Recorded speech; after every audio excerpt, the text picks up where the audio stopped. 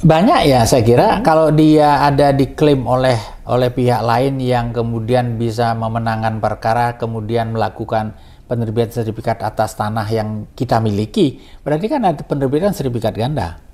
Atau ada penerbitan di mana tanah-tanah yang sudah dimiliki oleh orang lain, kemudian juga diklaim dimiliki oleh pihak kedua gitulah. Nah, apakah dasar penerbitan sertifikat itu juga harus menjadi salah satu bahan pertimbangan oleh kantor ATR BPN ya, kantor pertanahan, apabila kemudian bukti materialnya ya mestinya ada ruang yang bisa digunakan oleh kantor pertanahan untuk membatalkan sertifikat yang diterbitkan didasarkan dengan data yuridis yang tidak benar, tidak melakukan upaya bahwa proses sertifikat ganda ini diselesaikan dulu, diperkarakan di pengadilan.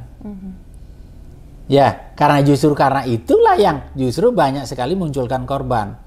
Karena justru pemodal besar yang bisa menggunakan, memanfaatkan dalam tanda petik putusan pengadilan yang dia menangkan. Ya, jadi otomatis dengan bagian ada secara material apa yang dimohonkan oleh para pihak menerbitkan sertifikat yang sudah ada sertifikatnya, kalau itu bisa dibuktikan maka tidak perlu mestinya kantor pertanahan menyarankan atau merekomendasikan batalkan dulu sertifikat itu di kantor pertanahan, di pengadilan ya, putusan pengadilan yang kemudian dibatalkan melalui putusan PT Tun ya, untuk baru bisa dibatalkan sertifikatnya. Nah, ini kan harus ada proses yang secara internalisasi di kantor pertanahan. Kalau ada pengajuan permohonan yang sudah diterbitkan sertifikatnya, ternyata data yang digunakan adalah palsu, maka sebenarnya itu sudah bisa sertifikat itu dinyatakan tidak berlaku. Om Swastiastu. Om Swastiastu. Halo pemirsa, berjumpa kembali bersama saya Widya, dan hari ini kembali lagi saya sudah bersama dengan narasumber kita, Bapak Made Priyadarsana, seorang notaris PPAT dan juga sebagai praktisi dan akademisi. Swastiastu Bapak. Swastiastu. Terima kasih Mbak sudah Widya meluangkan waktunya untuk sharing hari ini ya. Terima kasih banyak. Betul, jadi hari ini kita akan membahas sesuatu yang mungkin sedang hangat diperbincangkan, itu terkait dengan mafia tanah. Dan untuk mengawali diskusi kita, mungkin saya ingin bertanya pendapat dari Bapak Made terkait dengan seberapa penting sih kita mengetahui atau urgensi dari mafia tanah itu sendiri. Ternyata masih ada sampai sekarang ya Pak ya? Masih. Dari kapan tahun gitu ya? Terima kasih atas pertanyaannya, dan mungkin ini kita sangat harus memperhatikan ya, karena sekarang ini kan tanah itu menjadi tidak saja berfungsi sosial ya. Betul. Tidak saja menjadi kepemilikan yang hanya digunakan untuk hal-hal yang sederhana, misalnya tempat rumah tinggal, tempat berkebun, kemudian tempat usaha. Nah, sekarang ini untuk kawasan-kawasan tertentu bahwa tanah sekarang ini kan sudah menjadi komoditas ekonomi, punya nilai jual yang sangat tinggi. Betul.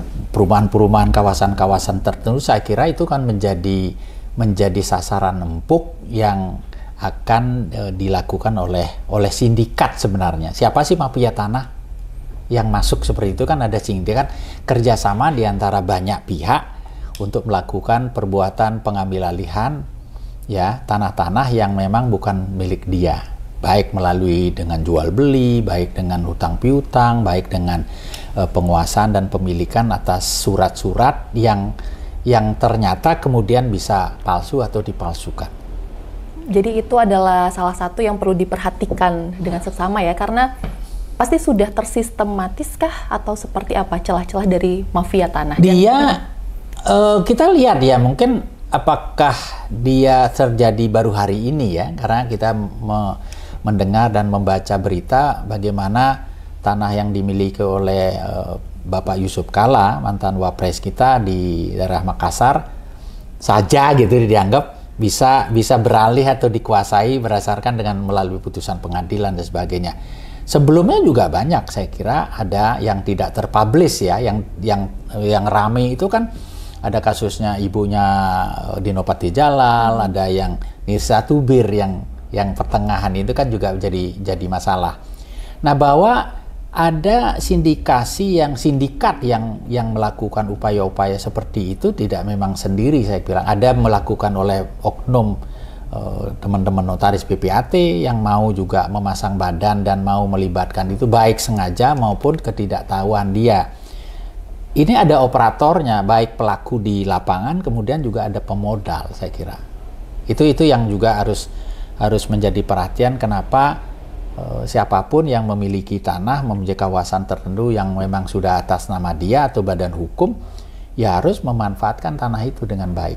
Sehingga dengan demikian jangan malah menjadi objek untuk dikuasai, dimiliki oleh orang lain dengan cara-cara yang tidak benar gitu.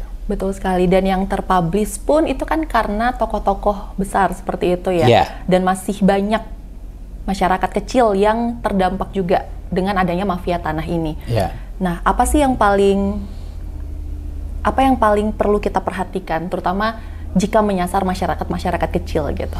Ya, kalau hal itu saya kira banyak ya, banyak yang harus kita perhatikan, seperti tadi yang saya menyampaikan. Kalau kita memiliki tanah atau kawasan atau rumah dan sebagainya, baik yang sudah bersertifikat maupun yang belum, yang sertifikat aja masih bisa dilakukan perampasan ataupun penyerobotan penguasaan tanah melalui data-data yang mereka miliki, atau ya data-data yang mereka miliki, ya baik data yuridis maupun data empiris, ya empiris dan sebagainya. Itu kan juga sangat mungkin dilakukan modelnya pengajuan data yang berbeda, data asli tapi palsu, jadi disebutkan aspal. Nah, ini yang bisa digunakan oleh para sindikat itu untuk mengambil dan menguasai hak kepemilikan dari seseorang menjadi milik dirinya sendiri. Sehingga itu juga bisa dilakukan baik dengan langsung maupun tidak langsung. Tidak langsung itu apa? Ada orang punya tanah, tapi ada orang misalnya A dan B ini bersengketa sendiri untuk di pengadilan mengklaim bahwa tanah yang dia miliki adalah tanah dia. Ini yang kemudian digunakan dalam putusan pengadilan lah, yang menjadi salah satu indikasi yang disampaikan oleh Ketua KY pada saat itu, Prof. Fajar Nurdewata, bahwa ada produk pengadilan yang bisa digunakan oleh sindikat ini untuk mengambil alih atau menguasai tanah yang dimiliki oleh orang lain. Nah, yang kedua bisa juga melalui transaksi jual beli yang menggunakan identitas palsu ke penjualnya. Kemudian bisa juga peralihan hak atas tanah yang menggunakan fotokopi sertifikat yang ternyata sebenarnya tanah hak itu sudah dialihkan kepada pihak lain, tapi kemudian dialihkan lagi menggunakan fotokopi. Nah, ini yang juga harus menjadi perhatian, karena jangan sampai ada produk sertifikat yang diterbitkan berdasarkan fotokopi dengan menyatakan bahwa sertifikat aslinya hilang. Terbitlah sertifikat pengganti.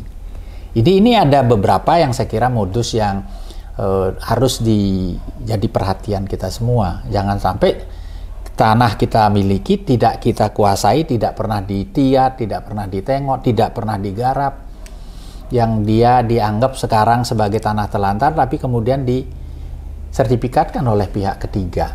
Jangan sampai itu terjadi ya. Ya, jangan sampai. Karena itu harus sangat diantisipasi gitu ya. Karena nilai tanah sekarang ini kan sudah cukup tinggi sekali, apalagi di kawasan-kawasan akomodasi pariwisata ya. Itu akan menjadi sasaran yang empuk bagi para pihak yang punya itikat tidak baik. Betul, dan mafia tanah pasti punya caranya tersendiri juga ya untuk mendapatkan data-data tersebut, dan tidak hanya melibatkan satu orang seperti yang tadi Bapak sampaikan, tunggal, tapi banyak pihak yang dilibatkan, termasuk oknum-oknum.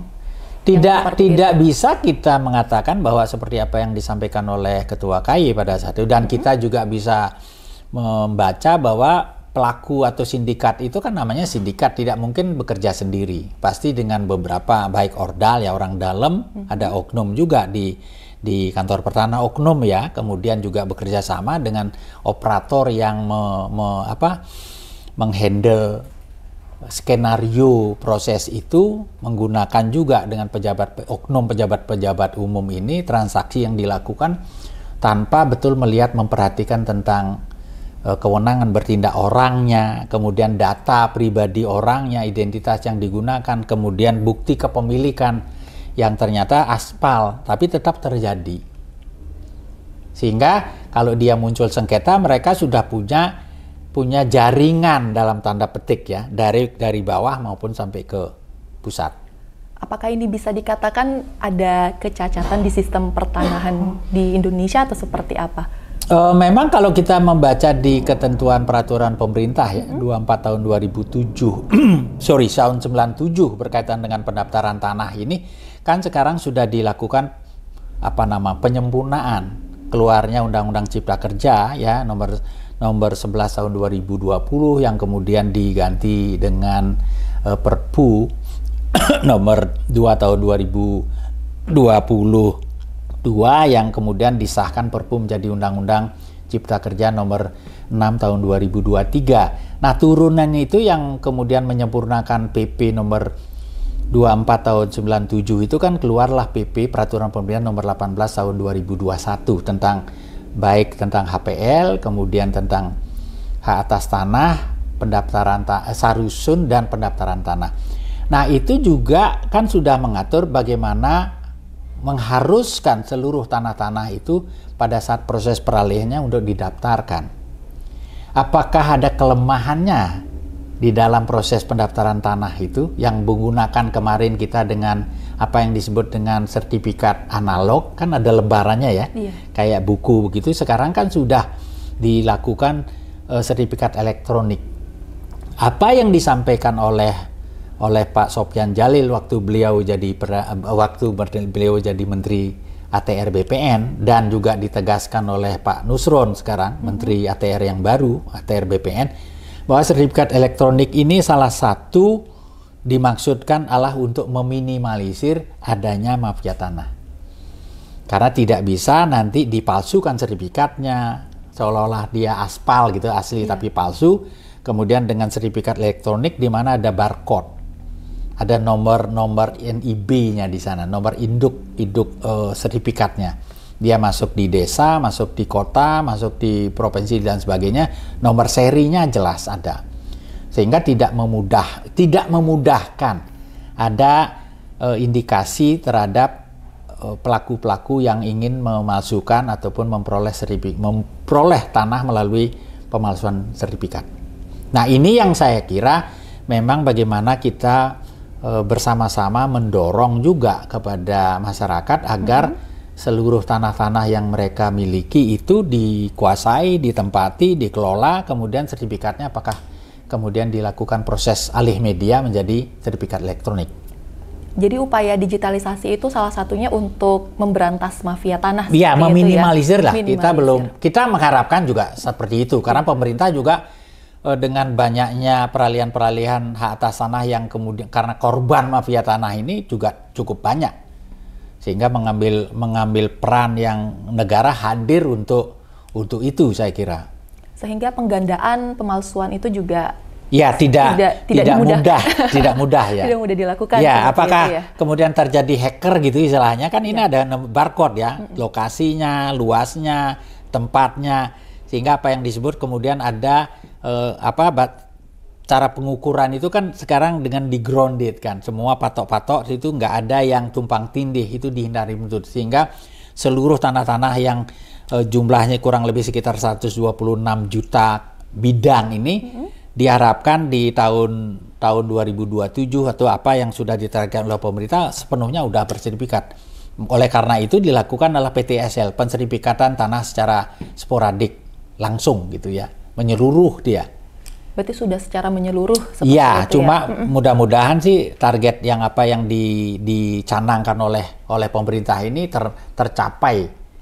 Sehingga apa yang diinginkan oleh pemerintah dengan sertifikat bidang ini kan juga bisa memudahkan menjadi dapat dia asetnya dia sertifikat, kemudian akses ekonominya dasar dengan sertifikat ini kan bisa diupayakan untuk dilakukan. Bisa dijaminkan, bisa secara menjadi modal usaha.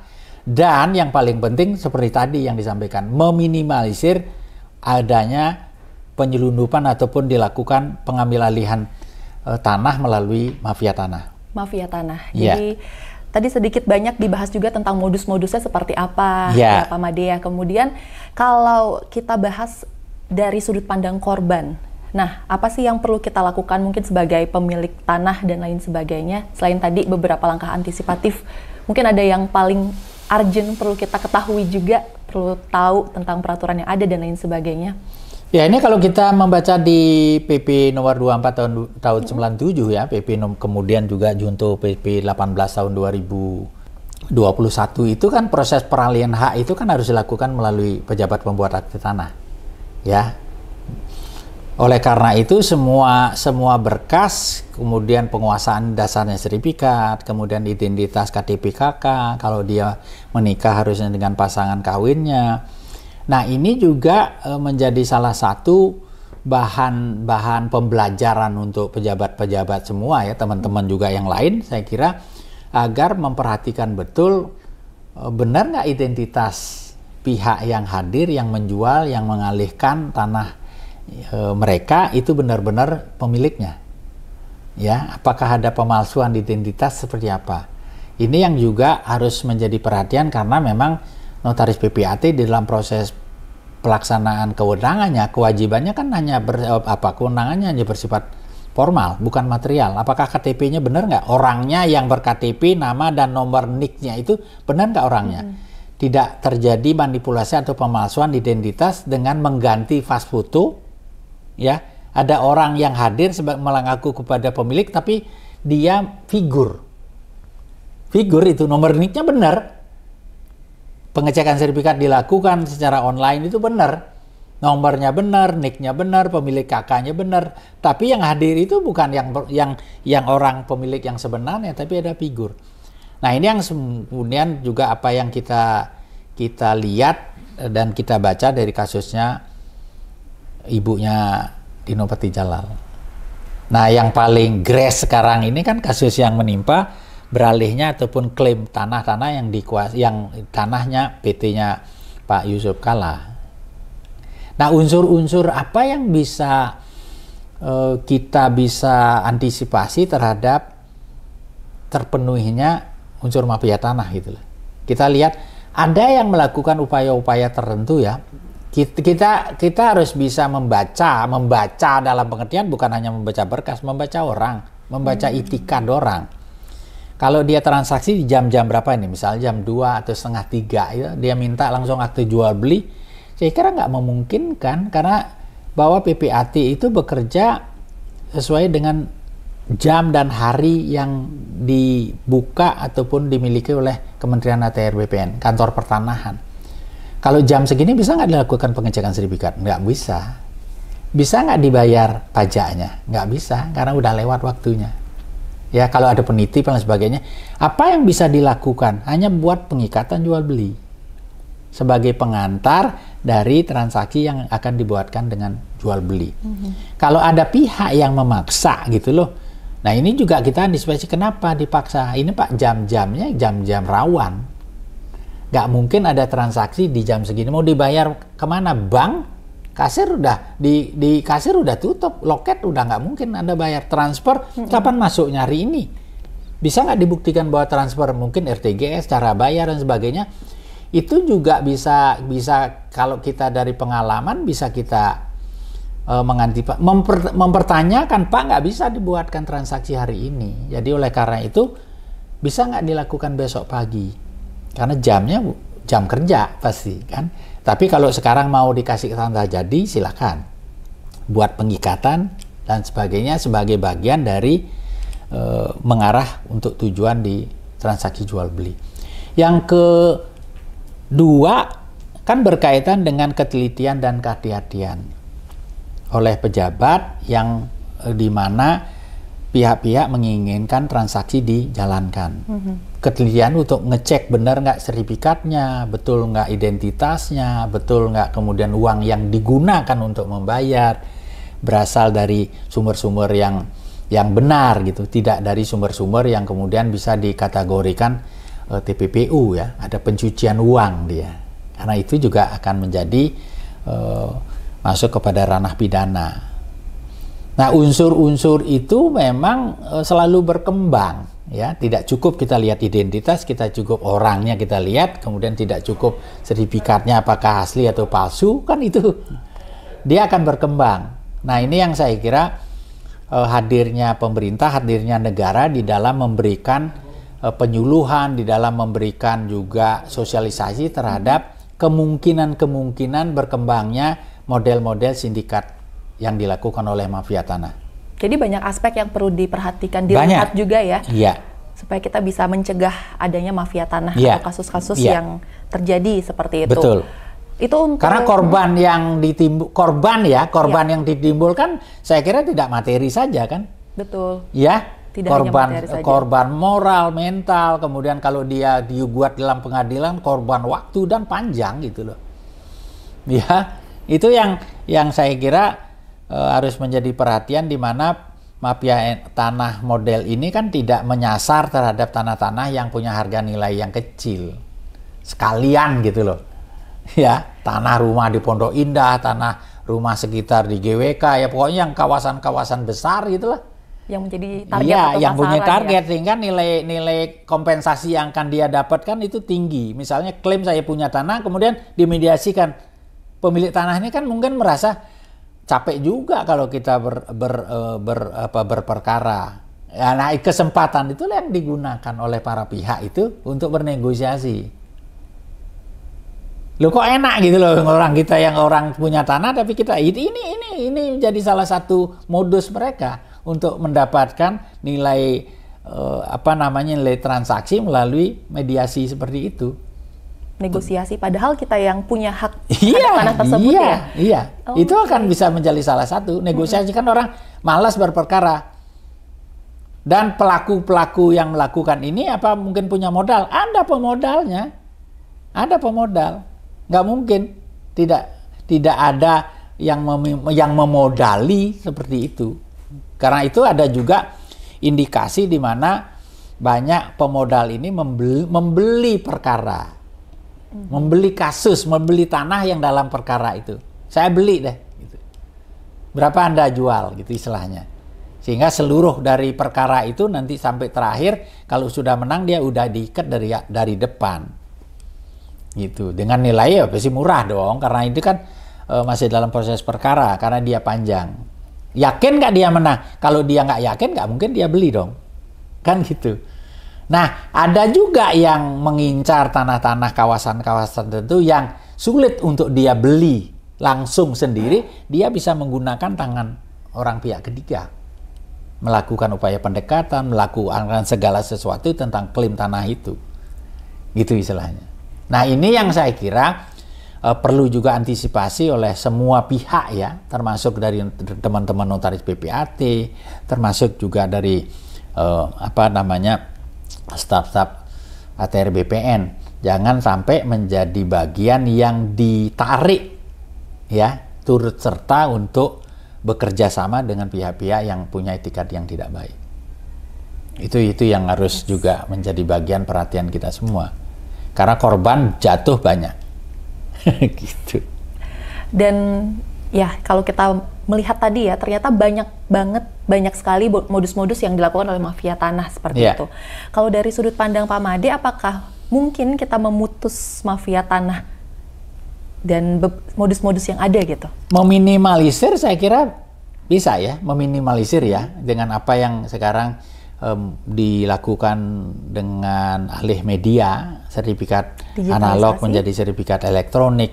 Itu kan sudah ada barcode-nya dan sebagainya, tidak mudah dipalsukan, tidak mudah digandakan. Sertifikat itu akan muncul proses peralihannya juga secara analog kan tidak bisa dilihat. Tapi secara hanya orang-orang tertentu, dan di mana proses pengecekan ini harus dibuatkan pernyataan bahwa sertifikat yang dicek adalah sertifikat asli. Kemudian yang meminta kuasa pun pemilik ini adalah kuasa dari pemilik yang sebenarnya. Sehingga kalau ada kemudian bisa dibuktikan sebaliknya itu palsu, kemudian pernyataan, maka yang memalsukan adalah yang membuat pernyataan. Ini juga kan mengurangi ada kemungkinan orang berani untuk menyatakan bahwa itu asli. padahal ternyata tidak asli. Itu ya. Kemudian bahwa dengan adanya barcode dan sebagainya yang secara sistematis ya, itu dilakukan proses alih media yang disimpan di server data big datanya kantor pertanahan, kan itu tidak memungkinkan ada pemalsuan sertifikat atau diterbitkan sertifikat pengganti tanpa ada prosedur proses penerbitan sertifikat yang dipenuhi oleh para pihak yang menyatakan bahwa sertifikatnya hilang. Itu juga salah satu. Nah, termasuk bagaimana sekarang teman-teman notaris PPAT apabila ingin melakukan ataupun ada para pihak yang ingin melakukan peralihan ya, kemudian melakukan proses penjaminan, melakukan proses sewa menyewa terhadap objek, itu juga harus melaksanakan kewajiban dengan teliti dan hati-hati, dengan seksama. Karena dengan itu saya kira tidak menjadi mudah bagi mafia tanah untuk menggunakan atau memperalat teman-teman notaris PPAT terseret di dalam kegiatan-kegiatan yang mereka inginkan dengan tidak baik. Yes, jadi memang butuh ketelitian dan juga kehati-hatian ya. Ya, sekarang kan udah canggih ini sekarang, ini kan ada kecanggihan. Walaupun kita tahu kan teman-teman di notaris PPAT di dalam kecepatan IT ini kan juga sangat konvensional ya.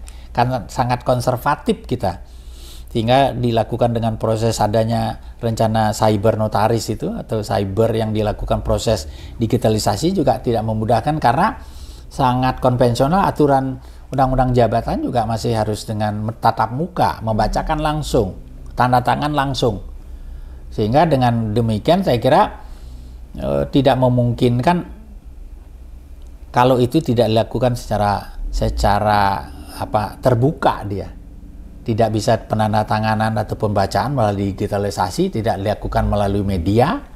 Ya, itu kan tidak dimungkinkan karena orang tanda tangan langsung, dibacakan langsung, banyak juga yang mengatakan memungkiri. Karena itu yang saya kira dengan timbulnya banyak sengketa pertanahan ya, baik yang dilakukan dengan pengikatan jual beli maupun dengan akte jual beli, maka ini harus juga bisa kita memberikan kontribusi bagi pencegahan munculnya mafia tanah yang memanfaatkan oknum-oknum teman-teman notaris PPAT. Berarti digitalisasi ini sudah secara menyeluruh diimplementasikan? Sudah memang di dalam PP nomor 18 tahun 2021 dan Permen ATR BPN tahun 2021 juga digitalisasi ini kan alih media ini secepatnya dilakukan ya. Walaupun tidak bisa mewajibkan seluruh sertifikat itu harus dialih mediakan sepanjang dia belum didaftarkan proses peralihannya. Sehingga banyak sekali memang masyarakat masih pegang sertifikat analog.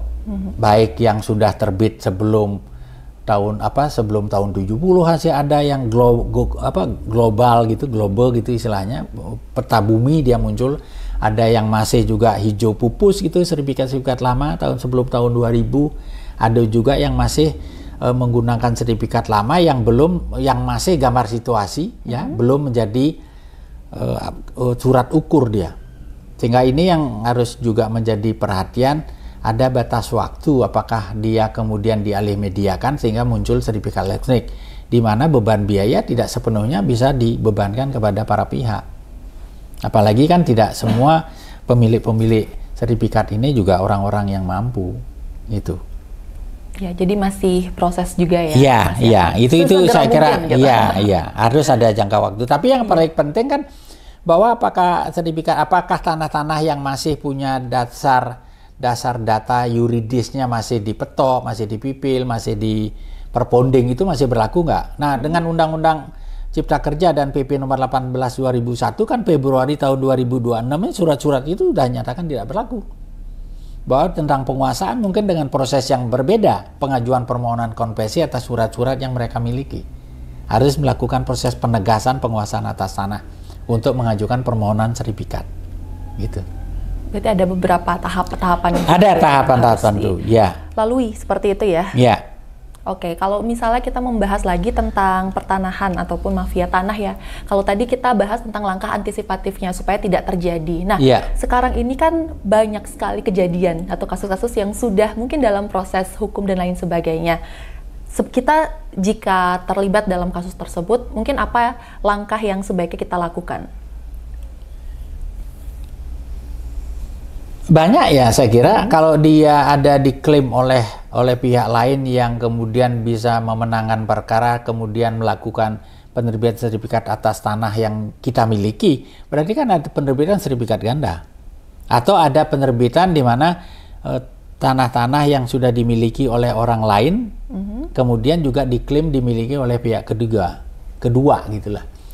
Nah, apakah dasar penerbitan sertifikat itu juga harus menjadi salah satu bahan pertimbangan oleh kantor ATR BPN ya, kantor pertanahan, apabila kemudian bukti materialnya ya mestinya ada ruang yang bisa digunakan oleh kantor pertanahan untuk membatalkan sertifikat yang diterbitkan didasarkan dengan data yuridis yang tidak benar, tidak melakukan upaya bahwa proses sertifikat ganda ini diselesaikan dulu, diperkarakan di pengadilan.